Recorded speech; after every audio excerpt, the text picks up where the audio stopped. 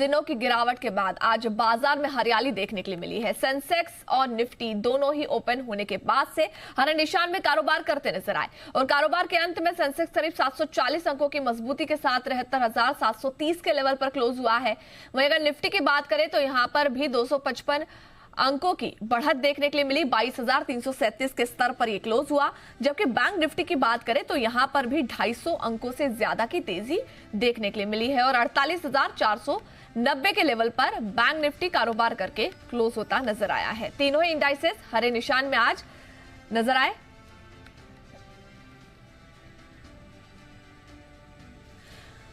तो आज बाजार में किस तरीके की चाल रही, कहां बढ़त हुई और कहां तेजी देखने के लिए मिली और इसके पीछे की वजह क्या है, समझ लेते हैं जी बिजनेस के मैनेजिंग एडिटर अनिल सिंघवी से।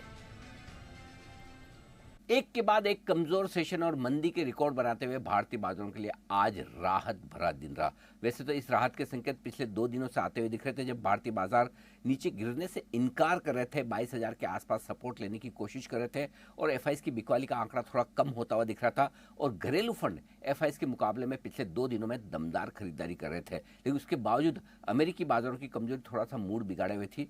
सोमवार को अमेरिकी बाजार गिरे करीबन 650 पॉइंट। कल फिर से 670 अंकों की डाउ में कमजोरी रही, लेकिन उसके बावजूद भारतीय बाजारों ने आज कमाल का प्रदर्शन किया। क्यों?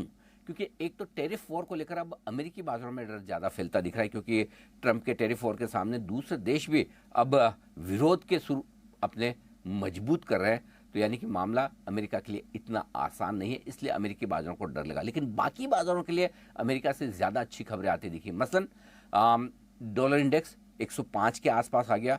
110 वाला डॉलर इंडेक्स, यानी कि डॉलर कमजोर हो रहा है, ये दूसरी एसेट क्लास और इक्विटी के लिए अच्छा। दूसरा, अमेरिका के बॉन्ड यील्ड घटकर 4-4.25% की रेंज में आ गए, ये भी एक अच्छा संकेत। और तीसरा बड़ा संकेत हमारे लिए कच्चे तेल के तौर पर जो $70 के करीब आते हुए दिखा। तो भारतीय बाजारों ने इन 3 पॉजिटिव फैक्टर्स पर ज्यादा फोकस किया, बजाय इसके कि पिछले 2 दिनों में 1300 पॉइंट डाउन लुढ़का है। लोकल फैक्टर्स में एफआईएस की बिकवाली का दबाव कम और घरेलू फंड्स की मजबूत खरीदारी बाजार में भरोसा दिलाते दिखी कि यहां से शायद तुरंत ज्यादा घटे ना। एक और फैक्टर ओवरसोल्ड बाजार का। कल लगातार 10 दिन निफ्टी नेगेटिव बंद हुआ।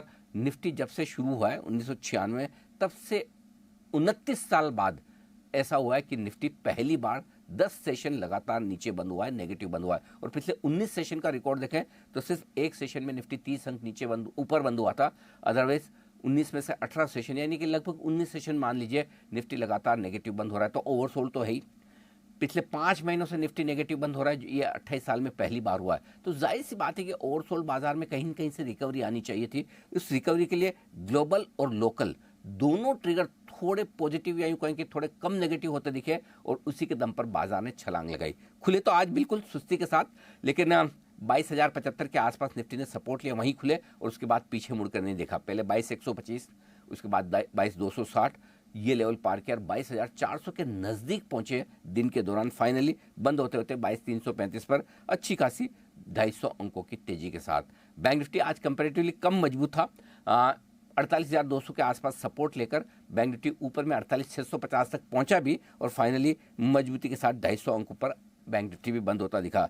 बीएससी में सेंसेक्स में अच्छी मजबूती 750 पॉइंट की रही, लेकिन आज के स्टार परफॉर्मर थे मिड कैप और स्मॉल कैप शेयर। कल स्मॉल कैप इंडेक्स 1% बढ़ा, आज 2.5% से ज्यादा की तेजी थी और मिड कैप इंडेक्स भी 2% से ज्यादा मजबूत हुआ। तो ब्रॉडर मार्केट में अच्छी खरीदारी होती दिखी। हाई बीटा स्टॉक्स जिनकी पिटाई ज्यादा हुई थी, जैसे कि सरकारी कंपनियों के शेयर, आज दौड़ लगाने में ये सबसे आगे रहे। तो आज का सेशन मतलब आज समझिए महीने 1.5 महीने के बाद पहला ऐसा ट्रेडिंग सेशन देखने को मिला। यहाँ चौतरफा खरीदारी, हर एक जगह तेजी और बहुत ही मजबूती का माहौल। बहुत ही बढ़िया सेशन, बड़ी रिलीफ वाला आज देखने को मिला है।